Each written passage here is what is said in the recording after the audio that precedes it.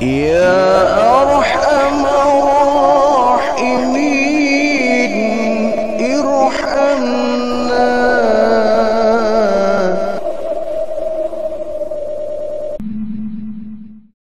Yastaqbilu ibnu Adama arba'a nuhubatin. Anak Adam pasti akan menghadapi 4 perenggut. Yantahibu malakul mauti ruhahu, wa yantahibur warasatu malahu, wa yantahibud dudu jismahu, wa yantahibul khusama'u amalahu. Bahwa disebutkan ketika anak Adam meninggal dunia, ada 4 hal yang akan merenggut apa yang dimilikinya. Jadi apabila manusia ini memiliki sesuatu ternyata bukanlah miliknya, kita tidak punya apa-apa, kita tidak memiliki apapun yang ada di dunia ini. Harta kita, jabatan kita, kekayaan kita, kemewahan kita, kekayaan kita, jabatan, pangkat, dan kedudukan kita, itu semua adalah titipan dari Allah Subhanahu wa Ta'ala. Tanpa kita sadari, kita terkepung ya dari berbagai penjuru. Apa yang kita miliki ternyata bukan milik kita. Satu saat akan direnggut. Apa yang kita punya ternyata pun bukan milik kita. Satu ketika akan ada yang merenggut. Merenggut apa yang selama ini kita anggap milik kita. Nah, satu saat nanti kita akan menghadap Allah dalam kondisi tidak memiliki apapun. Yang kita sandang, yang kita miliki, yang kita punya, yang kita peroleh di dunia ini semuanya terlepas. Jadi mau tidak mau, apa yang selama ini kita anggap milik kita, apa yang selama ini kita anggap punya kita, pasti satu-satunya akan direnggut. Kita dikepung oleh 4 penjuru yang akan merenggut 4 faktor, 4 hal, 4 perkara yang selama ini kita anggap milik kita. Apa itu? Yang pertama, yantahibu malakul mauti ruhahu. Pertama, malaikat maut akan merenggut nyawanya. Nyawa yang selama ini ada di badan kita. Itu ternyata bukanlah milik kita, kita hanya pinjam. Dan kita akan menghadapi satu kondisi di mana nyawa kita akan direnggut. Nah, ketika nyawa sudah direnggut oleh yang punya, ya tentu kita nggak punya daya dan upaya. Siapa orangnya yang bisa menangkal, menangkis, bahkan mengusir datangnya malaikat Israel? Ketika sudah sampai saatnya usia kita dibatasi oleh Allah, masa-masa tinggal kita di dunia sudah habis, ya kita mau nggak mau, nyawa yang menyebabkan kita hidup akan direnggut oleh yang punya. Jadi kita semuanya hanya dipinjami oleh Allah. Dulu pun ketika kita berada di rahim ibu kita nggak bernyawa.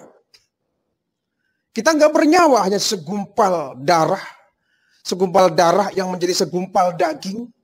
Segumpal daging yang kemudian dibungkus pakai kulit ya. Menggunakan kulit, dikasih oleh Allah tulang belulang. Tapi kan awal kita nggak bernyawa.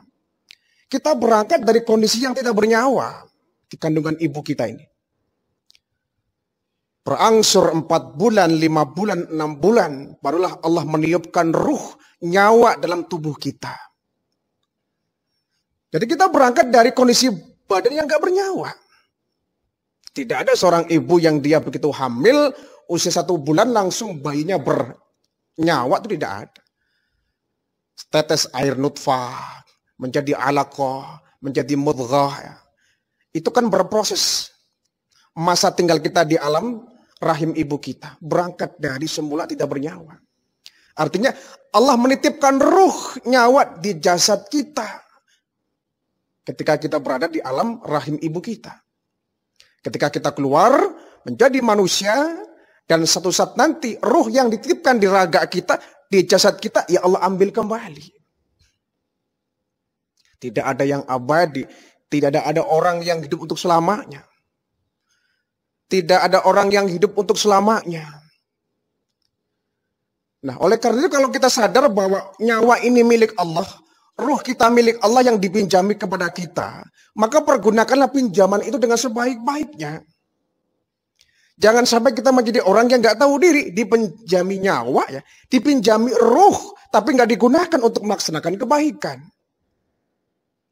Nanti Allah akan memprotes kita. Kamu dulu aku pinjami ruh, pinjami nyawa, menjadi manusia hidup, makhluk hidup. Buat apa? Mana hasilnya? Kenapa? Isinya dosa, maksiat. Itu namanya tidak amanah. Tidak amanah dengan yang memberikan nyawa, yang menitipkan nyawa. Sebab itu, ketika Allah menitipkan ruh di jasad kita, di badan kita pergunakan untuk mendekatkan diri kepada Allah Subhanahu wa Ta'ala. Mau tidak mau, satu saat nanti ruh ini akan kembali diambil dari jasad kita, dan kita akan menjadi jasad tanpa nyawa, sama seperti kita awal di alam rahim, jasad tanpa nyawa. Yang kedua, wa yantahibul warasatu malahu. Ahli waris pun akan merenggut harta benda kita. Tadi nyawa, ya. Tadi nyawa udah diambil sama yang punya. Direnggut oleh yang punya.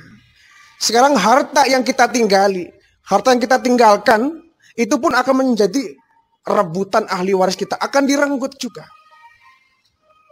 Jadi yang selama ini kita anggap yang punya kita anggap itu milik kita. Ternyata ketika kita meninggal dunia, semua akan ditinggal di alam dunia ini dan akan menjadi rebutan ahli waris anak-anak kita. Nyawa sudah lepas, harta sudah lepas, direnggut oleh masing-masing perenggut tadi. Maka nyawa ini kan kebetulan titipan dari Allah, harta pun titipan dari Allah. Kita ingin agar nyawa ini bermanfaat. Harta pun kita ingin bermanfaat agar harta kita pun bisa menjadi penolong kita di alam barzah.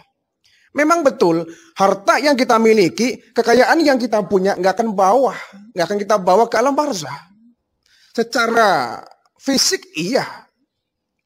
Mobil nggak mungkin ikut masuk ke liang kubur.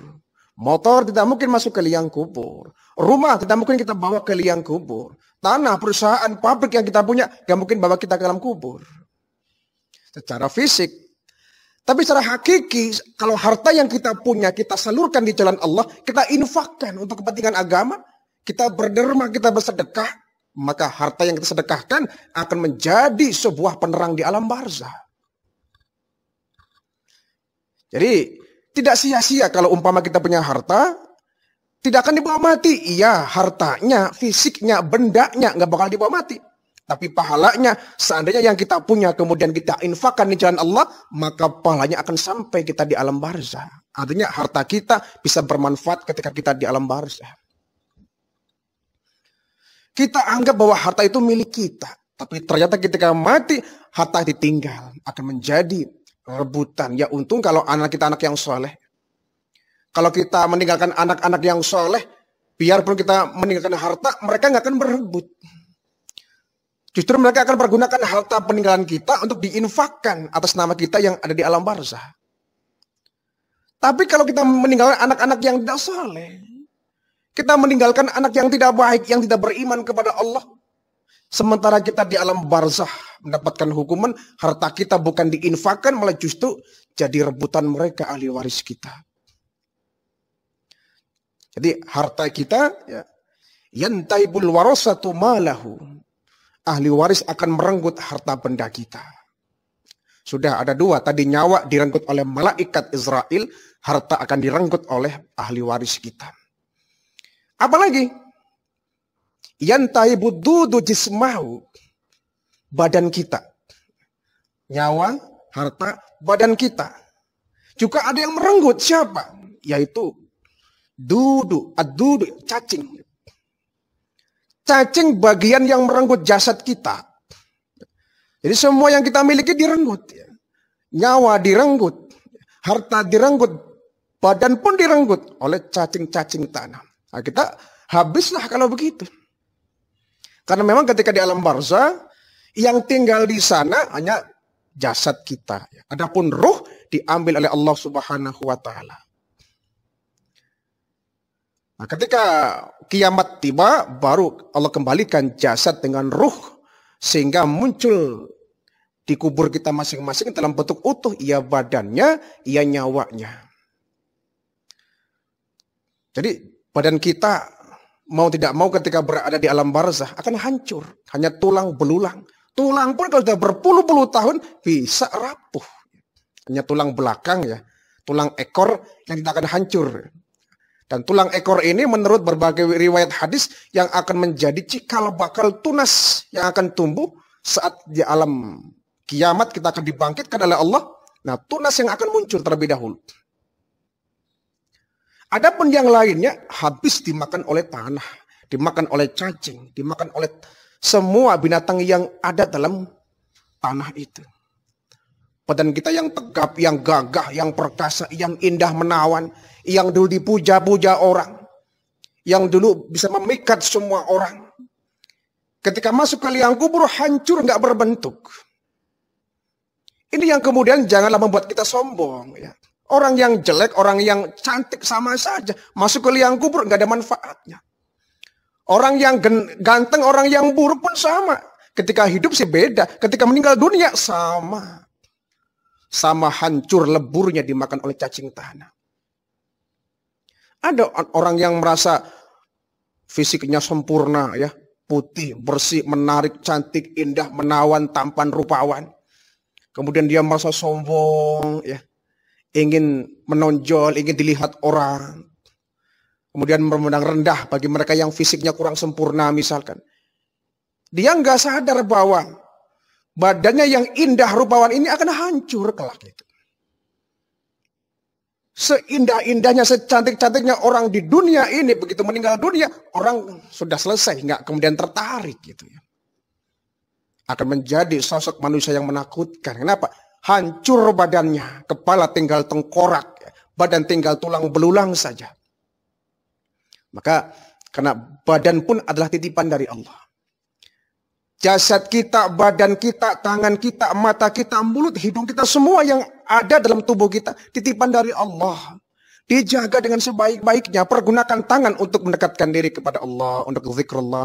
Pergunakan mata untuk melihat ayat-ayat Allah. Pergunakan telinga untuk mendengar ayat-ayat Allah. Ya. Pergunakan kaki untuk melangkah ke tempat yang diridai oleh Allah. Itu namanya kita amanah. Dititipi anggota badan bisa dipergunakan untuk melaksanakan ibadah. Tapi berapa banyak orang yang diberikan jasad tubuh yang indah, tetapi dibiarkan saja. Dia menzolimi dirinya sendiri. Matanya sering dipakai untuk melihat hal yang tidak baik. Telinganya sering mendengar gosip-gosip yang membuat kita membawa dosa. Ya.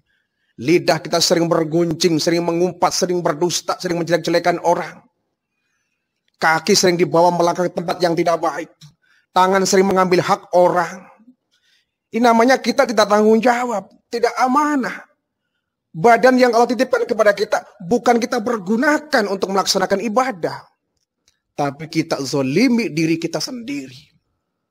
Padahal tangan kita, mata kita, kaki kita akan bicara kelak ketika kita berada di alam mizan.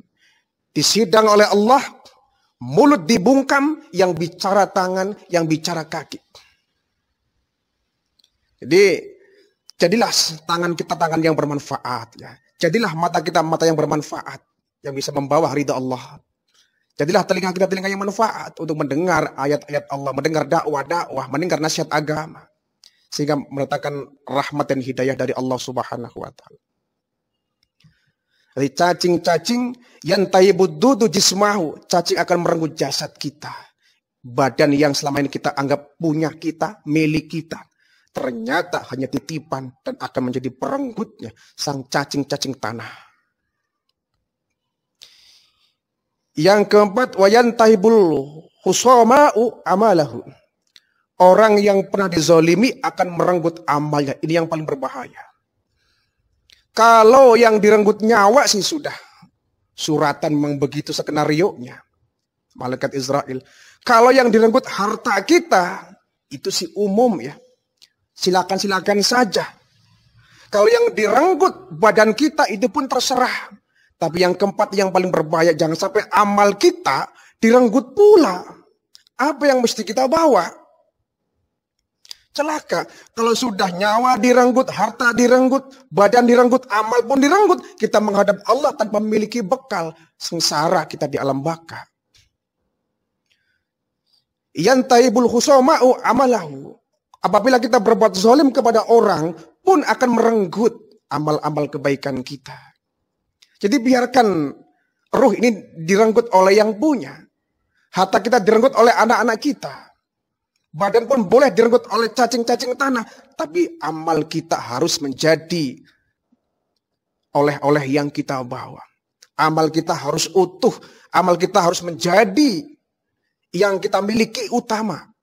Saat makhluk masuk ke alam barzah. Hanya amal inilah yang bisa kita banggakan di hadapan Allah. Badan sudah nggak jadi kebanggaan lagi. Nyawa sudah nggak ada artinya lagi. Bahkan harta sudah nggak ada manfaatnya lagi. Tapi amal harus satu-satunya jangan sampai direnggut pula. Harus kita miliki sepenuhnya. Harus kita miliki sepenuhnya. Kita nggak bisa miliki nyawa. Kita nggak bisa miliki harta. Kita nggak bisa miliki badan kita. Tapi kita harus bisa memiliki amal kita.